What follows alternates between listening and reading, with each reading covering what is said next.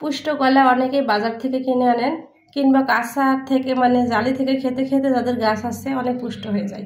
কলাগুলো কি হয়, সিদ্ধ হতে চায় না। তারা এই রেসিপিটা ট্রাই করবেন, তাহলে কলা দিয়েই শুধু কলা দিয়ে রান্না করা ভাতই বারবার মন চাইবে খেতে। অবশ্যই আমার রেসিপিটা ট্রাই করুন এবং দেখুন, আমার সঙ্গেই থাকুন কীভাবে আমি রান্না করলাম আর কলাগুলো এত সুন্দরভাবে সিদ্ধ করলাম। পুষ্ট কলা কিন্তু একদমই সিদ্ধ হতে চায় না, সিদ্ধ হলেও পরে ছিটকে হয়ে যায়। একদমই টাটকা আমাদের গাছের কলা পেড়ে নিলাম।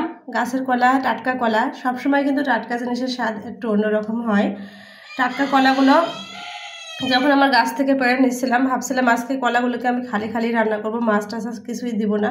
কিন্তু বিশ্বাস করুন গাইস, খালি কলা রান্না করলেও টাটকা জিনিস তো অনেক ভালো লেগেছিলো। কলাগুলোকে পেড়ে নিলাম, তারপর এবার কুটে ধুয়ে পরিষ্কার করে রেডি করে নেবো। আসসালামু আলাইকুম everyone, welcome back to my channel. প্রতিদিনের মতো চলে আসলাম আমি শিউলি আক্তার শিমু আপনাদের মাঝে। এই তো কলার রেসিপি নিয়ে। কলা পুষ্ট, অনেক পুষ্ট কলাগুলো কিন্তু অনেক সময় সিদ্ধ হতে চায় না, ছিটকে হয়ে যায়। কিন্তু আমি যেভাবে রেসিপিটা ট্রাই করব ঠিক সেভাবে রান্না করলে কিন্তু কলাগুলো খেতে খারাপ লাগবে না, সিদ্ধটাও ভালো হবে আমি মনে করছি। তারপর কলাগুলোকে কিন্তু আমি ভাপ দিয়ে নিব না, ঠান্ডা পানিতে ভিজিয়ে রাখবো 20 মিনিট মতো। তারপর ওইদিকে বাটনাগুলো বেটে নিব। তারপর কড়াইয়ের ভিতর দিয়ে দিলাম ঠান্ডা পানি, একদম নর্মাল পানি। তারপর দিয়ে দেবো কলাগুলিকে। এভাবে কলাগুলোকে দিয়ে আমি কিছুটা সিদ্ধ করে নিব। এক পর্যায়ে একটা ঢাকনা দিয়ে ঢেকে দিলাম, দিয়ে কিছুক্ষণ সিদ্ধ করার পর যখন কিছুটা সিদ্ধ হয়েছে, 25% মতো সিদ্ধ হয়ে এসেছে, ঠিক তখনই ঢাকনাতে উঠিয়ে নিলাম।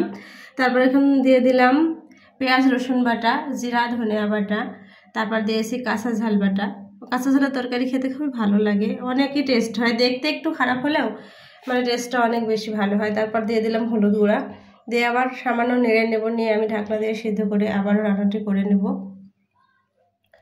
এক পর্যায়ে যখন আমার নেড়ে ছেড়ে নেওয়া শেষ, তখন আমি ঢাকনা দিয়ে ঢেকে দিয়েছিলাম, ঢাকনাটা উঠিয়ে নিলাম।